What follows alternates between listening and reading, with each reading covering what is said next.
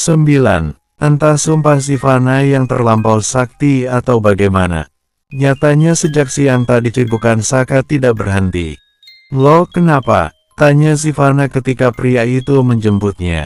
Kembali Saka cibukan sebelum menjawab pertanyaan istrinya. "Udah tahu cibukan pakai nanya." Sivana mencibir, batinnya berujar, "Syukurin, buruan naik." Titah Saka yang kembali cibukan. Melihat cibukan suaminya, tak tega juga Sivana. Sebelum ia naik ke atas motor, ia mengambil air putih yang ia bawa dari rumah tadi.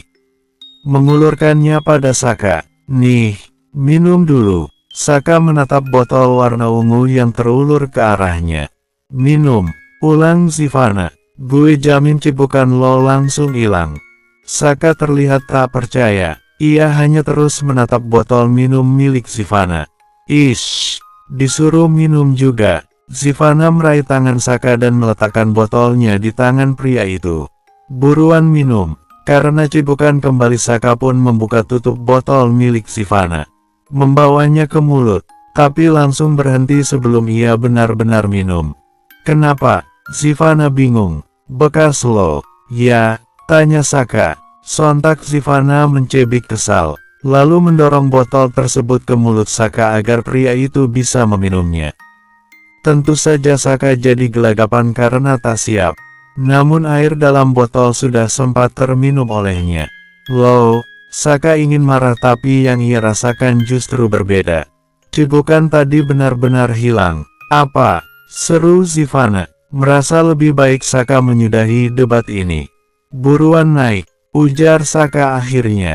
Dalam hati Saka bertanya-tanya kenapa cibukannya langsung hilang setelah meminum air dari Sivana. Padahal sejak di kampus tadi ia sudah banyak minum air agar cibukannya berhenti tapi tidak berefek.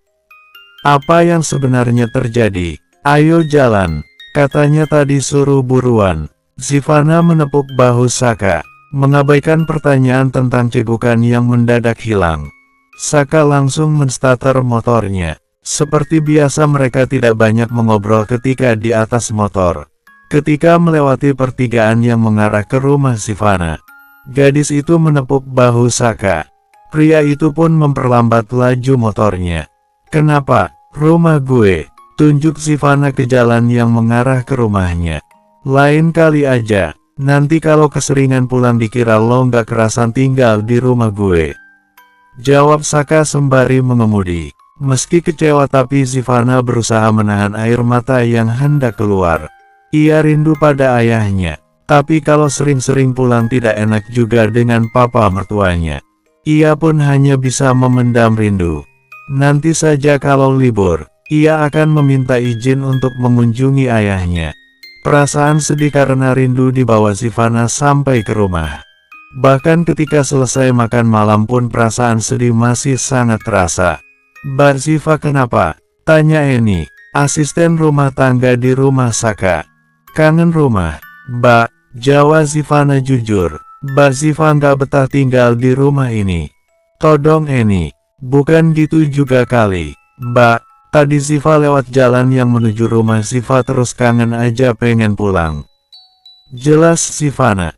"Izin aja sama Bapak, pasti dikasih kok. Bapak kan baik." Di tengah obrolan antara Sivana dan Mbak Eni, tiba-tiba terdengar suara Winda memanggil. "Sivana, Papa ingin bicara sebentar," ujar Winda menahan Sivana agar tidak buru-buru ke kamar setelah makan malam. "Iya, Ma, Siva selesaikan ini dulu," jawab Sivana yang masih membantu Mbak Eni cuci piring. "Ditunggu di ruang tengah." "Ya, baik, Ma, udah. Mbak Siva temuin Bapak aja. Biar ini saya yang lanjutkan," ujar Eni. "Nggak apa, Mbak, Siva bantuin dulu. Tinggal sedikit juga." Sivana tetap kekeh membantu Mbak Eni sampai pekerjaan mencuci piring Mbak Eni selesai. Barulah ia menemui papa mertuanya. Rupanya sudah ada Saka dan juga Winda di ruang tengah menunggu Sivana. "Ada apa, Pak?" tanya Sivana setelah duduk di samping Saka. "Papa sudah membicarakan soal kuliah kamu dengan ayahmu. Dia setuju kamu pindah ke kampus Saka," ujar Bagas. Tapi, Pak, kalau pindah kampus Ziva harus mengulang dari awal. Sedangkan sekarang Ziva sudah sampai semester 2. Bukannya malah akan buang-buang uang. Ya, Ziva berusaha mengutarakan isi hatinya. Tidak salah, kan? Toh memang benar jika ia pindah ke kampus Saka tentunya ia harus mulai dari awal yang otomatis uang yang sudah masuk di kampus lama jadi sia-sia.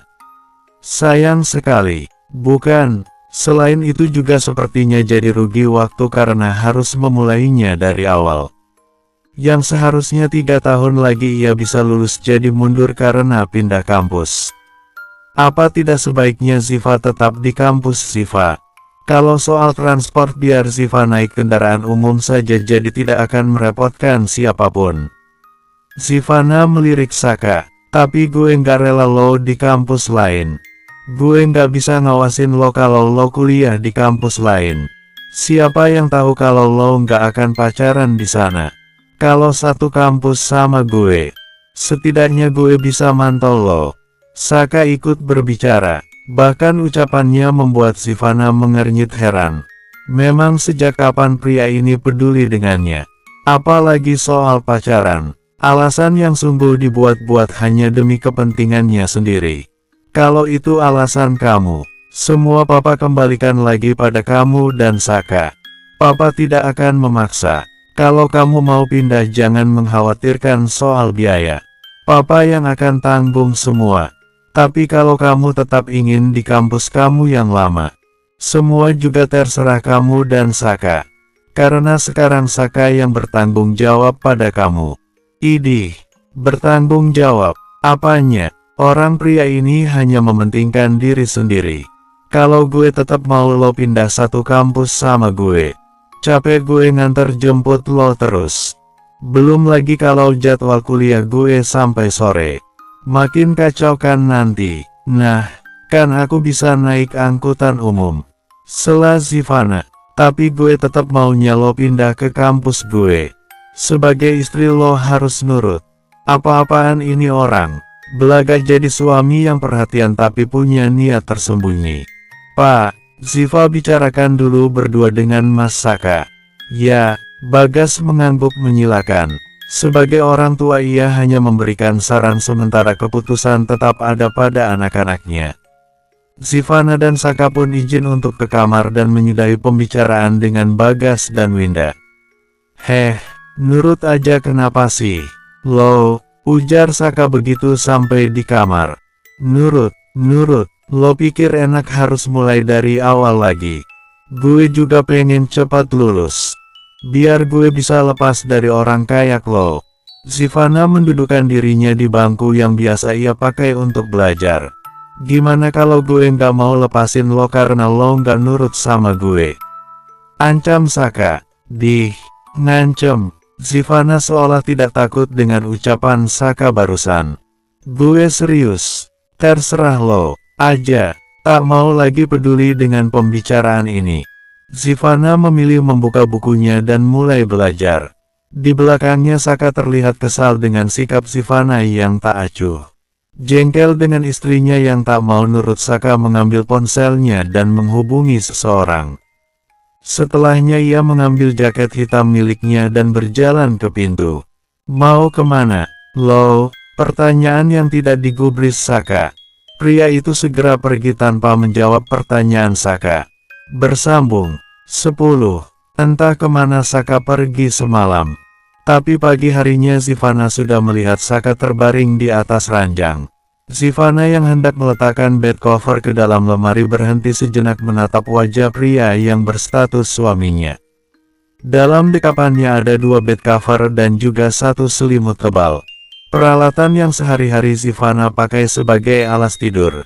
Bisa-bisanya lo tidur pulas sementara istri lo harus kedinginan di lantai. Bener-bener nggak punya tanggung jawab. Gumam Zivana terus menatap Saka. Ia mencibik kesal menatap pulasnya tidur Saka yang sekaan tak punya dosa. Zivana geleng-geleng sendiri. Dosa apa gue? Sampai harus nikah sama cowok begini. Jauh banget dari suami idaman gue.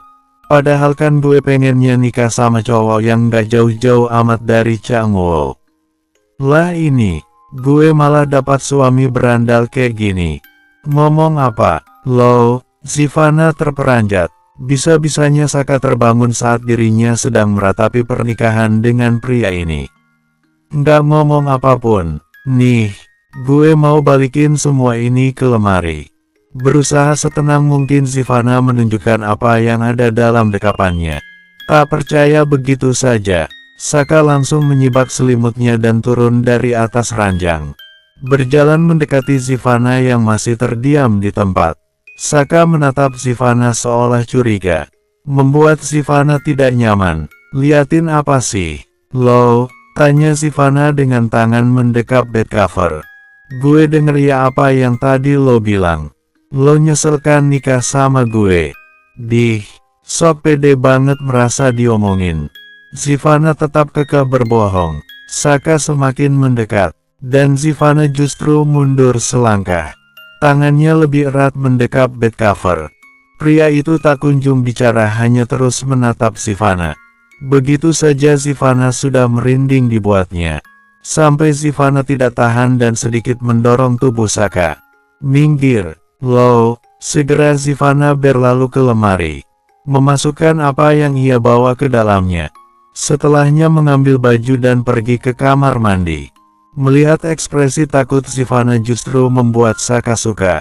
Meski gadis itu terlihat galak di luar, sebenarnya Saka tahu jika Sivana mudah terintimidasi. Usai mandi, Saka kembali mengajak Sivana bicara soal perpindahan dirinya ke kampus Saka. Pria itu menjelaskan keuntungan jika Sivana mau pindah ke kampus Saka. Gimana? Gue jamin gak bakal nyesel lo pindah ke kampus gue. Semua juga demi masa depan lo. Kalau lulus dari kampus gue, lo lebih bisa bersaing di dunia kerja.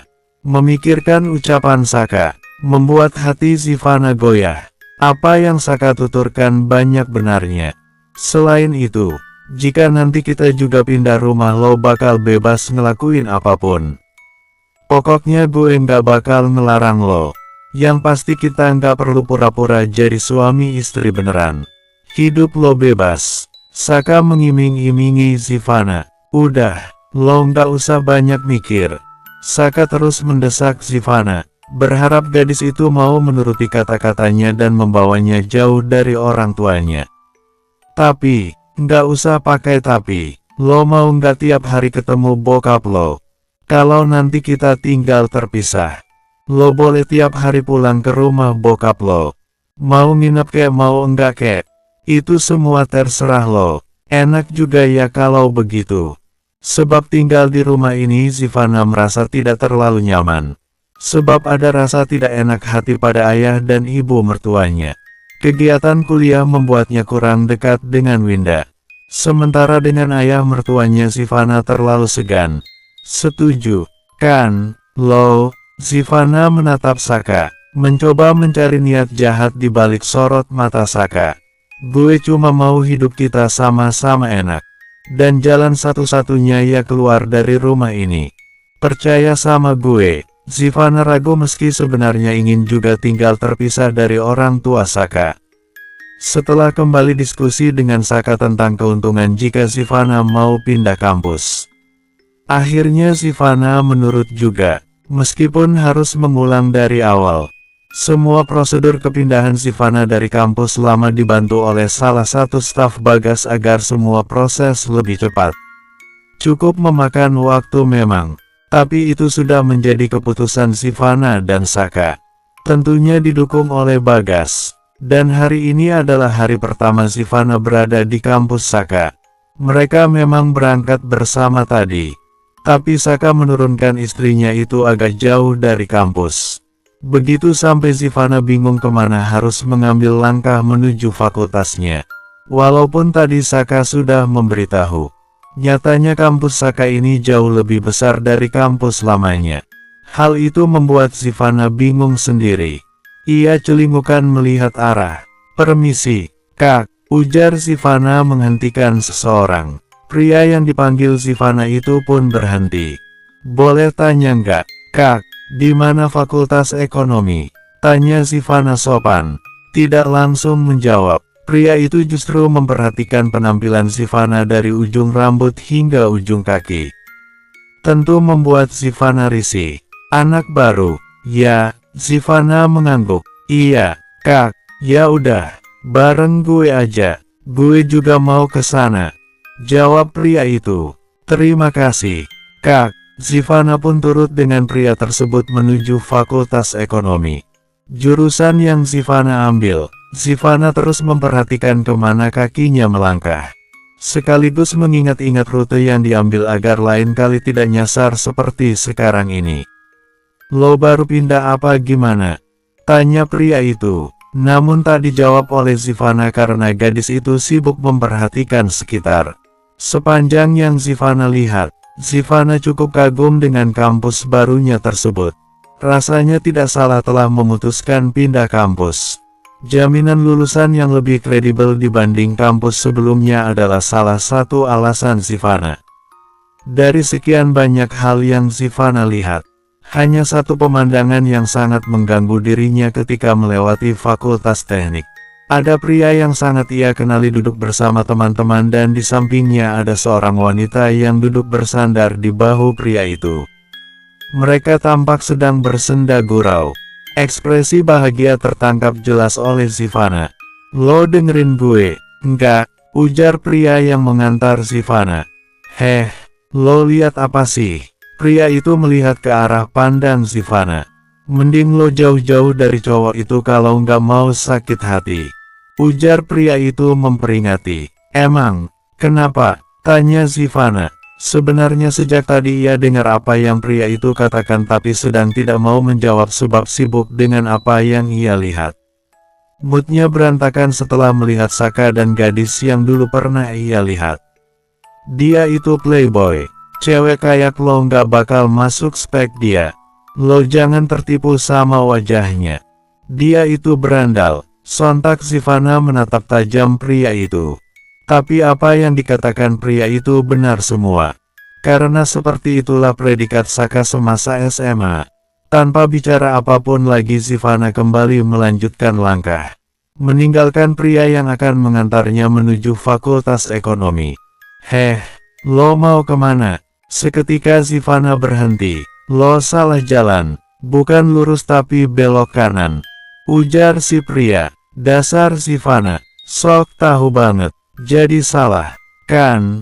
Sivana tersenyum datar, lalu kembali mengikuti langkah si pria sampai pada kelas yang ia maksud. Ini kelas yang lo cari. Makasih, Kak. Pria itu pun beranjak meninggalkan Sivana. Tapi langsung berhenti ketika Sivana kembali memanggilnya. Nama kakak, siapa? Pria itu mengernyit. Biar kalau kita ketemu lagi aku bisa nyapa, ujar Sivana. Arjuna, panggil aja Juna. Oke, mereka pun berpisah. Sivana mulai masuk ke kelasnya dan pria bernama Juna pergi entah kemana. Rupanya pindah ke kampus baru tidak menakutkan seperti yang Sivana bayangkan sebelumnya. Di hari pertamanya kuliah, dia sudah mendapatkan teman, namanya Kania dan Dinda. Dua gadis itu yang datang menghampiri Sivana dan menawarkan pertemanan. Tentu disambut baik oleh Sivana. Bahkan di jam istirahat mereka pergi bersama. Kembali Sivana melihat Saka masih dengan gadis yang sama. Ia terus memperhatikan pria itu hingga Kania melihatnya. Kenapa lo liatin Kak Saka sampai segitunya? Apa? Sivana sampai gelagapan ketika aksi diam-diamnya ketahuan Kania. Lo naksir dia? Ya, tukas Kania. Sivana bingung harus menjawab apa. Bersambung.